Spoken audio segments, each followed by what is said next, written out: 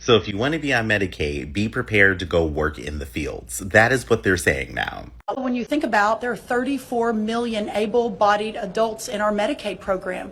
There are plenty of workers in America. Making it very clear, they're going after all the undocumented farm workers, which means there won't be people to pick up crops in the fields. There won't be people to help with crop management. Farm workers are going to be deported. And their solution is, if you are somebody who is receiving Medicaid, you're going to need to go work in the fields. Greetings, my beautiful people, and welcome back to my channel. So imagine being told that in order to keep your health care, you must pick crops in the scorching sun because the government deported the very people who used to do that work. That's exactly what the U.S. Agricultural Secretary is now suggesting. Americans on Medicaid should replace deported immigrant farm workers. Critics are calling this modern-day slavery, and today we are diving deep into the outrage, the reality, and what this says about the future of labor and justice in America. Let's have a look. The Department of Agriculture Secretary Rollins said, when the Medicaid cuts come in, all those folks who have been deported, who have been working in agriculture, they can start being replaced by people who have been on Medicaid. Those people who may be disabled, who may have mental problems, who can't bend down anymore because they're in their 60s or 70s. They can go pick strawberries? Really?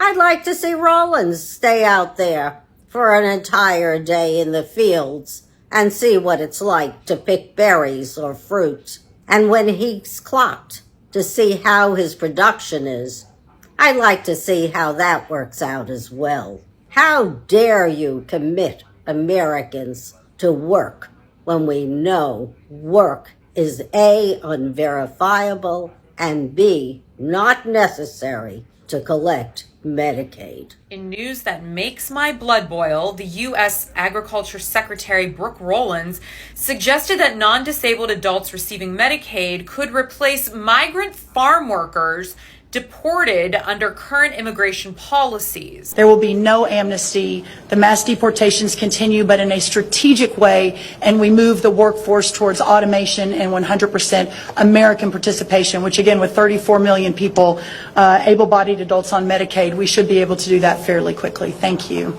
Rollins referenced the approximately 34 million non-disabled adults on Medicaid who would face stricter work requirements under recent legislation. But here's what's weird. Over 64% of working age Medicaid recipients are already working. It's their low wages. That's what's making them eligible for Medicaid, because they can't afford health insurance, not even through the Affordable Care Marketplace, which, by the way, the Republicans in Congress keep trying to shut down. So who could be working? Well, in 2023, children make up 48% of Medicaid CHIP enrollment. Medicaid is a major source of health coverage for children and people with disabilities. In fact, more than 1 in 3 people with disabilities, which is 15 million people, they have Medicaid. So is Rollins suggesting that people who already work, people who are disabled, and children, infants as well, are supposed to be picking fruits and vegetables in a field? So what kind of dystopian hellscape do these people want us to try to survive under? I mean, meanwhile, our elected officials get awesome health care that we, the taxpayers, are paying for. I mean, make it make sense. I guess it's health care for thee, but not for you or me. Some very highly and disturbing news this afternoon. The Secretary of Agriculture went on a press briefing and stated in front of the world that there was no issues with deporting undocumented migrants from field work and, all of that, because Medicaid recipients can do that work. My non-melanin people, are you ready? Are you ready to go pick some crops and be out in the sun in 120 degrees from, dusk till dawn for Trump change, or maybe no change now that it's going to be mandatory? According to the Secretary of Agriculture, said that recipients of Medicaid can do the work that undocumented migrants do. So they have no issue continuing to ramp up deportations, just more strategically. So I wish everybody good luck. And, you know, for all the Trumpies and everything that we're talking, I hope you're not on Medicaid. I hope not. Or at least I hope you don't continue to wish to be on it unless you wish to do the work that your lovely Agricultural Secretary of the United States said you were going to be doing. America has never lacked labor. It just always had a very clear idea of who should be doing it. The fields, the factories, the kitchens, the care work, always someone else's job. And now, according to our Secretary of Agriculture, that job should go to Medicaid recipients. Not because they volunteered, not because it pays well, but because in the eyes of power, the poor are disposable, and poverty is now a work assignment. Recently, the Secretary of Agriculture suggested that immigrants being deported from this country will be replaced on farms by Medicaid recipients. Let that sink in. We're now saying if you are poor, you work. If you are sick, you work. If you are disabled, an elderly, or a veteran who served this country and now relies on public health care, you work. Not because it's a calling, but because your life, your value, is reduced to whether you can produce cheap labor. For food you may not even be able to afford yourself. This isn't policy, it's punishment. It's the reincarnation of an old American idea that certain people were born to serve, and if they can't serve willingly, then the government will assign them value. Let's be real here. We know who she's not imagining out there in the fields. She's not thinking of white mothers in rural Ohio. She's not thinking of Vietnam vets who've spent decades battling PTSD. She's not thinking of your grandfather on oxygen or your neighbor recovering from surgery. But when she says Medicaid recipients, she wants you to picture black or brown face, a poor person, someone else. This is not about labor. This is about lineage. This is about who America has always considered the help. And now that immigration is being restricted and borders are tightening, they're looking inward and they're asking, who's left to exploit? But here's the irony. The people they want to push into those fields are the same people who built the country in the first place, who fed America, who picked, planted, and processed without dignity, wages, or thanks. And we are not going back. This isn't just a cruel policy suggestion. It's a reflection of how far the political mind has strayed from compassion and logic. Because if they truly cared about labor shortages, they'd reform immigration, they'd raise wages, they'd offer health care, housing, and safety. But instead, they punish the poor for being poor, and they punish the sick for being sick. So the next time someone in power suggests that Medicaid recipients should work the farms, ask them, which ones? The single mothers in trailer parks? The white veterans on disability? The 74-year-old widower in Alabama? Because if you're going to assign people to the fields, don't pretend it's about fairness. Call it what it is. Modern day indentured labor, dressed up as policy. The idea that low-income Americans, many of whom are elderly, disabled, or single parents, should suddenly become farm workers is not only unrealistic, it's deeply insulting. Most people on Medicaid aren't just sitting around. They are juggling multiple jobs, dealing with health challenges, or supporting their families on the edge of poverty. Let's be honest. This isn't about solving a labor shortage. It's about punishing poor people under the guise of productivity.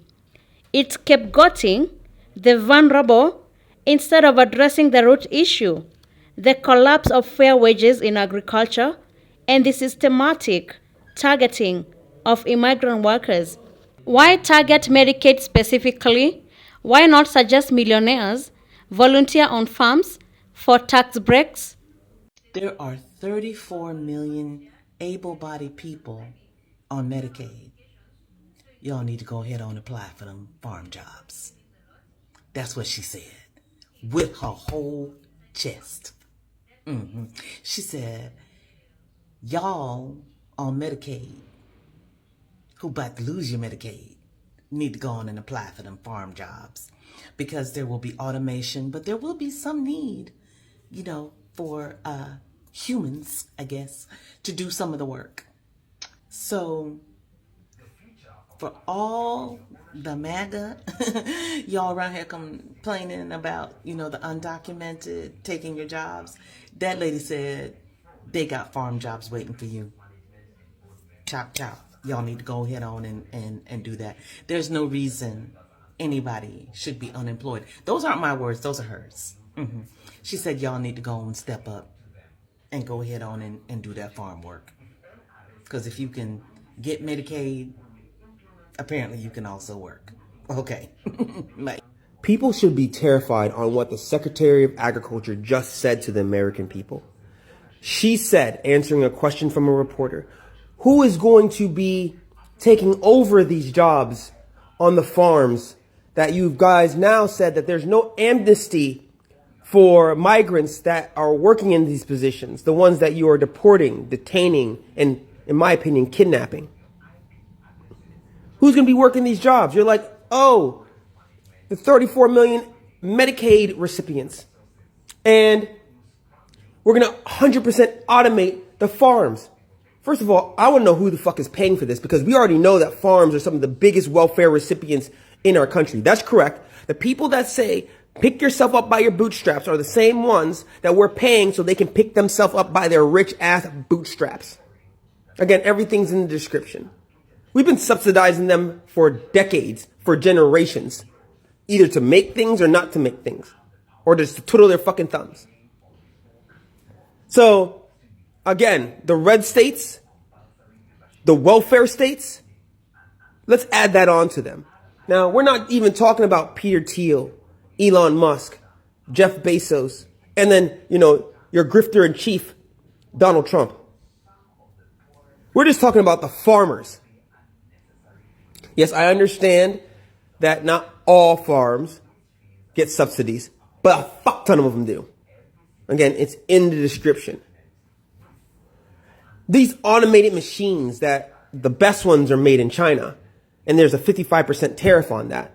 Even if they were to take away that 55% tariff and we would get those machines at cost, Americans would be on the hook for those. What happens when China decides that, oh, we don't like America, they're pissing us off because this administration won't shut the fuck up? And they say, oh, we're not going to give you the parts for that. We're going to have these ancient relics sitting in the middle of farms. Think about how many technicians that you're going to need, because these things have to be serviced pretty much on a daily basis. So you have to do the training for that. And these are highly sophisticated equipment. It's not like you just put in a bolt or a nut. Okay? You're going to need people that know about computers, about AI systems.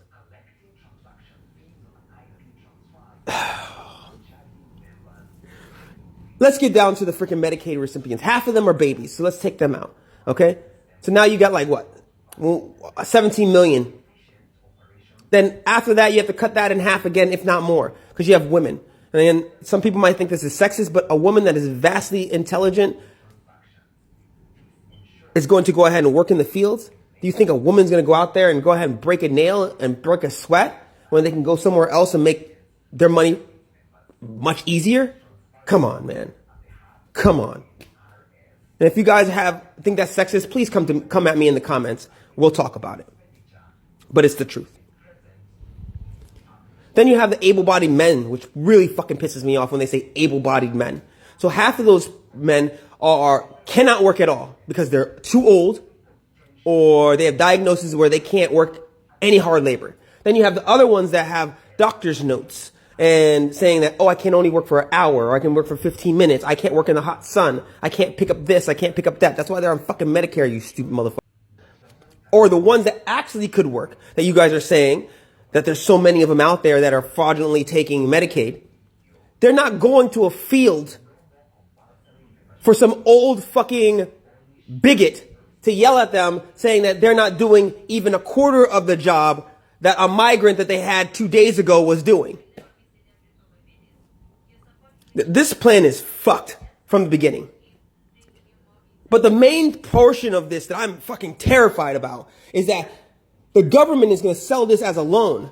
And when they can't repay this loan, they're going to foreclose on these farms and they're going to sell them off piece by piece to corporations or keep them. That means the government and big corp will own all of our food supply. You want to talk about bread lines? You're about to create them. And more back from the right doesn't care about you. They deported their own workers. Let's backtrack a little bit. Because they thought that black people didn't have jobs. And that black people in this country was going to go work in the fields. And now that their fields are empty, they're saying, hey, we'll take the people on Medicaid. Okay? And that's fine. Let me remind you, okay, that the right is all about protecting billionaires, not about protecting people. So they have no problem with putting people who are on Medicaid. A lot of these people can't work to begin with. So people who literally can't work, they want y'all in the fields. Baby, you can't make this up, okay? Why is it always the poor who are told to suffer more for less? This proposal reeks of classism and racial undertones because we know which communities are most affected by both deportations and Medicaid dependence. Farm work is backbreaking, physically demanding labor that requires skill and endurance. This isn't just picking vegetables. It's 12 to 14 hours under the sun in dangerous conditions, often without fair protections. If the government truly valued this work, they'd be raising wages and offering better protections, not turning healthcare into a tool of coercion. This isn't just a bad idea, it's a dangerous precedent. If we start tying basic human rights like healthcare to forced labor, where does it end? Today it's Medicaid recipients. Tomorrow it could be the unemployed, the elderly, or students. This is not how a fair or free society operates.